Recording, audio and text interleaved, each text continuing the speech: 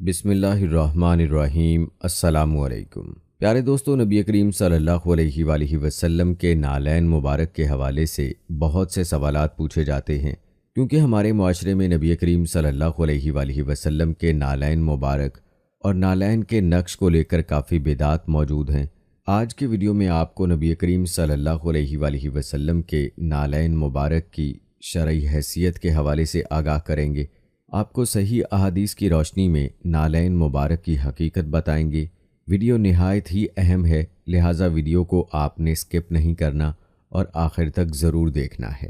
تو چلیے شروع کرتے ہیں۔ پیارے دوستو، امام بخاری نے اپنی صحیح احادیث میں رسول اللہ صلی اللہ علیہ وآلہ وسلم کے زرہ، عصا، پیالہ، انگوٹھی اور ان تمام چیزوں کا بیان ایک الگ باب میں کیا ہے، جنہیں آپ کے بعد آپ کے خلفاء نے استعمال کیا، لیکن ان کی تقسیم منقول نہیں۔ اسی طرح آپ کے موئے مبارک، نالین اور برتنوں کا حال بھی بیان کیا ہے۔ امام بخاری رحمہ اللہ نے حضرت انس رضی اللہ تعالی عنہ سے مروی ایک حدیث بیان کی ہے کہ انہوں نے بالوں کے بغیر چمڑے کی 2 پرانی جوتیاں پیش کیں، جن پر 2 پیٹیاں تھیں۔ پھر فرمایا کہ یہ رسول اللہ صلی اللہ علیہ وآلہ وسلم کے پاپوش مبارک ہیں۔ دوستو، جہاں تک یہ سوال ہے کہ آپ صلی اللہ علیہ وآلہ وسلم کے نالین مبارک کی بناوٹ کیسی تھی، تو اس بارے میں کہا جاتا ہے کہ رسول اللہ صلی اللہ علیہ وآلہ وسلم کے عہد مبارک میں جوتے کی بناوٹ موجودہ دور کی ہوائی چپل سے ملتی جلتی ہے۔ اس میں چمڑے کا ایک ٹکڑا انگلیوں کے درمیان ہوتا تھا، اس کا ایک سرا جوتی کے تلے میں اور دوسرا سر ازمام سے بندھا ہوتا تھا۔ اس زمام کو قبال بھی کہتے ہیں۔ ایک جوتے میں 2 پٹیاں یعنی قبال ہوتیں اور ہر قبال چمڑے کے 2 تسموں پر مشتمل تھا۔ چنانچہ حضرت ابن عباس رضی اللہ تعالی عنہ فرماتے ہیں، رسول اللہ صلی اللہ علیہ وآلہ وسلم کے جوتے کی 2 پٹیاں تھیں جن کے تسمے دوہرے ہوتے تھے۔ دوستو، اس قسم کے جوتے میں پاؤں کا اکثر حصہ کھلا رہتا ہے۔ چنانچہ احادیث میں ہے کہ رسول اللہ صلی اللہ علیہ وآلہ وسلم موزوں یا جرابوں پر مسح کرتے وقت اپنے پاؤں جوتوں سے نہیں نکالتے تھے، بلکہ جوتوں سمیت مسح کر لیتے تھے، بلکہ جوتے اتارے بغیر پاؤں بھی دھو لیتے تھے۔ دوستو، ان احادیث سے معلوم ہوتا ہے کہ عام طور پر آپ صلی اللہ علیہ وآلہ وسلم کا جوتا ہمارے ہاں ہوائی چپل کی طرح ہوتا تھا۔ رسول اللہ صلی اللہ علیہ وآلہ وسلم کی زندگی نبوت 23 سال پر محیط ہے۔ اس دوران آپ نے کئی جوتے استعمال کیے ہوں گے۔ چنانچہ احادیث میں مختلف جوتوں کی تفصیل ملتی ہے، لیکن جسے تاریخی حیثیت حاصل ہے وہ یہی ہے جو ہوائی چپل کی طرح تھا۔ چنانچہ حضرت قتادہ رضی اللہ تعالی عنہ نے حضرت انس رضی اللہ تعالی عنہ سے پوچھا کہ رسول اللہ صلی اللہ علیہ وآلہ وسلم کے نالین مبارک کیسے تھے، تو انہوں نے ایک پرانا جوتا نکال کر دکھایا جس کے اوپر 2 پٹیاں تھیں اور فرمایا کہ رسول اللہ صلی اللہ علیہ وآلہ وسلم کے یہ جوتے ہیں۔ بعض روایات میں ہے کہ وہ گائے کے چمڑے کے تھے اور انہیں پیوند لگا ہوا تھا۔ ایک روایت میں ہے کہ رسول اللہ صلی اللہ علیہ وآلہ وسلم نے انہیں دوران نماز اتار دیا۔ سلام پھیرنے کے بعد فرمایا کہ مجھے حضرت جبرائیل علیہ السلام نے دوران نماز بتایا کہ انہیں گندگی لگی ہوئی ہے، لہٰذا میں نے اتار دیا۔ بہرحال روایات یہ بتاتی ہیں کہ یہ نالین سیدنا انس رضی اللہ تعالی عنہ کے پاس تھیں اور انہیں بطور وراثت تقسیم نہیں کیا گیا، بلکہ ان کے پاس ہی رہنے دیا گیا۔ حضرت انس رضی اللہ تعالی عنہ عمر کے آخری حصے میں دمشق چلے گئے تھے۔ وہاں رسول اللہ صلی اللہ علیہ وآلہ وسلم کی طرف منسوب پاپوش مبارک 9ویں ہجری کے آغاز میں فتنہ تیمور لنگ کے وقت ضائع ہو گئیں۔ حدیث سے یہ بھی معلوم ہوتا ہے کہ رسول اللہ صلی اللہ علیہ وآلہ وسلم کے وصال کے وقت آپ کی ذاتی اشیاء بہت کم تعداد میں موجود تھیں۔ امام بخاری نے اپنے عنوان میں جن ذاتی اشیاء کا ذکر کیا ہے وہ یہ ہیں: زرہ، عصا، تلوار، پیالہ، انگوٹھی، موئے مبارک، نالین اور چند ایک برتن۔ پھر جو احادیث اس عنوان کے تحت ذکر کی ہیں ان میں صرف 5 چیزوں کا ذکر ہے۔ پہلی میں انگوٹھی، دوسری میں نالین، تیسری میں چادر، چوتھی میں پیالہ، 5ویں میں تلوار۔ باقی اشیاء یعنی زرہ، موئے مبارک، چھڑی اور عصا کے متعلق دوسرے مقامات پر احادیث ذکر کی ہیں۔ صحیح بخاری کی روایت ہے کہ رسول اللہ صلی اللہ علیہ وآلہ وسلم نے چاندی کی ایک انگوٹھی بنوا رکھی تھی جسے آپ پہنتے تھے۔ آپ کے وصال کے بعد حضرت ابو بکر صدیق رضی اللہ تعالی عنہ اور حضرت عمر فاروق رضی اللہ تعالی عنہ نے اسے استعمال کیا۔ ان کے بعد حضرت عثمان غنی رضی اللہ تعالی عنہ کے پاس رہی۔ بالآخر بیر عریس میں گر گئی اور تلاش بسیار کے باوجود وہ نہ مل سکی۔ اسی طرح روایات میں آتا ہے کہ عباسی دور کے آخر میں جب تاتاریوں نے بغداد پر حملہ کیا تو رسول اللہ صلی اللہ علیہ وآلہ وسلم کی ردائے مبارک اور چھڑی جس سے آپ کھجلی کیا کرتے تھے ہنگاموں میں ضائع ہو گئیں۔ یہ سن 656 عیسوی کے واقعات ہیں۔ اس کے علاوہ دمشق میں رسول اللہ صلی اللہ علیہ وآلہ وسلم کی طرف منسوب پاپوش مبارک بھی 9ویں ہجری کے آغاز میں فتنہ تامور لنگ کے وقت ضائع ہو گئی، جیسا کہ ہم نے ابھی آپ کو پہلے بتایا۔ پیارے دوستو، آپ صلی اللہ علیہ وآلہ وسلم کے آثار شریفہ کے فقدان کی ایک وجہ یہ تھی کہ جس خوش قسمت انسان کے پاس رسول اللہ صلی اللہ علیہ وآلہ وسلم کی کوئی نشانی تھی، اس نے وصیت کر دی کہ اسے قبر میں اس کے ساتھ ہی دفن کر دیا جائے۔ چنانچہ رسول اللہ صلی اللہ علیہ وآلہ وسلم کے لیے ایک عورت نے اپنے ہاتھ سے چادر تیار کی اور آپ کو بطور تحفہ پیش کی۔ آپ صلی اللہ علیہ وآلہ وسلم نے اسے قبول کرتے ہوئے زیب تن فرمایا، لیکن حضرت عبد الرحمن بن عوف رضی اللہ تعالی عنہ نے اس خواہش کے پیش نظر کہ وہ آپ کا کفن ہو، رسول اللہ صلی اللہ علیہ وآلہ وسلم سے وہ چادر مانگ لی۔ بالآخر وہ چادر ان کا کفن بنی۔ اسی طرح روایات میں آتا ہے کہ رسول اللہ صلی اللہ علیہ وآلہ وسلم کا ایک قمیض رئیس المنافقین عبداللہ بن ابی کو پہنایا گیا، اسے بھی بطور کفن قبر میں دفن کر دیا گیا۔ پیارے دوستو، ان حقائق کے پیش نظر کہا جاتا ہے کہ اب رسول اللہ صلی اللہ علیہ وآلہ وسلم کے کپڑوں، بالوں اور نالائن میں سے کچھ باقی نہیں ہے، اور نہ ہی کسی کے بس میں ہے کہ وہ قطعی اور یقینی طور پر یہ ثابت کر سکے کہ فلاں چیز واقعی رسول اللہ صلی اللہ علیہ وآلہ وسلم کی استعمال کردہ ہے۔ دوستو، جب صورتحال یہ ہے تو سوال یہ پیدا ہوتا ہے کہ دور حاضر میں رسول اللہ صلی اللہ علیہ وآلہ وسلم کے نالین مبارک کی تصاویر کہاں سے برآمد کی گئی ہیں؟ ہم دیکھتے ہیں کہ کچھ لوگ اکثر دکانوں اور بسوں میں رسول اللہ صلی اللہ علیہ وآلہ وسلم کی نالین کی تصاویر کے کارڈ لیے پھرتے ہیں اور ان کی اشاعت باعث برکت خیال کرتے ہیں، پھر ان تصاویر کو اپنے سینے اور پگڑی پر آویزاں کرتے ہیں۔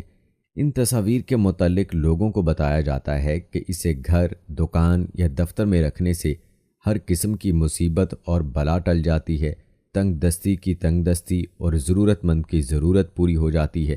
یہ سب جذباتی باتیں خلاف شریعت ہیں۔ تصویر سے اگر اصل چیز کا مقصد حاصل ہو سکتا ہے تو پھر گھر میں بیت اللہ کی تصویر رکھ کر اس کا طواف کیا جا سکتا ہے اور وہاں نماز پڑھ کر 1,00,000 نماز کا ثواب بھی لیا جا سکتا ہے۔ حجر اسود کی تصویر رکھ کر اس کا بوسہ لیا جائے تاکہ مکہ مکرمہ جانے کی ضرورت ہی نہ رہے۔ شاید آپ نے بھی ایسے کارڈ ملاحظہ کیے ہوں گے کہ جن پر رسول اللہ صلی اللہ علیہ وآلہ وسلم کے نالین مبارک کی 6 عدد تصاویر ہوتی ہیں اور کارڈ کا عنوان یہ ہوتا ہے نقش نالین مبارک سلطان دو جہاں صلی اللہ علیہ وآلہ وسلم، اور اس نقش نال کے متعلق لکھا جاتا ہے کہ اسے اپنے پاس رکھنے والے کو برکات حاصل ہوں گی۔ کون سی برکات؟ نمبر 1، سرکار مدینہ صلی اللہ علیہ وآلہ وسلم کی زیارت نصیب ہوگی۔ نمبر 2، اس کو اپنے پاس رکھنے سے شیطان کے شر سے حفاظت ہوگی۔ نمبر 3، اس کو آنکھوں پر رکھنے سے امراض چشم سے نجات حاصل ہوگی۔ نمبر 4، گنبد خضرا کی حاضری نصیب ہوگی۔ نمبر 5، اس کو اپنے پاس رکھنے سے ظالموں کے ظلم سے نجات حاصل ہوگی۔ نمبر 6، اس کو واسطے سے دعا مانگی جائے تو پوری ہوگی۔ نمبر 7، ہر قسم کے جادو ٹونے سے حفاظت ہوگی۔ نمبر 8، اس کو اپنے پاس رکھنے سے ہر حاسد کے حسد و نظر بد سے حفاظت ہوگی۔ نمبر 9، جس کشتی میں وہ ہوگا وہ نہ ڈوبے گی اور جس گھر میں ہوگا وہ چوری سے محفوظ رہے گا۔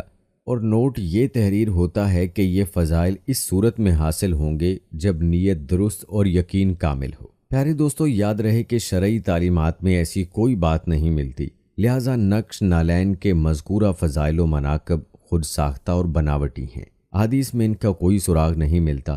حضرت انس رضی اللہ تعالی عنہ جو نالین کے نگران تھے، ان سے کچھ بھی منقول نہیں ہے، لہٰذا یہ تمام نقش ہی جعلی اور بناوٹی ہیں۔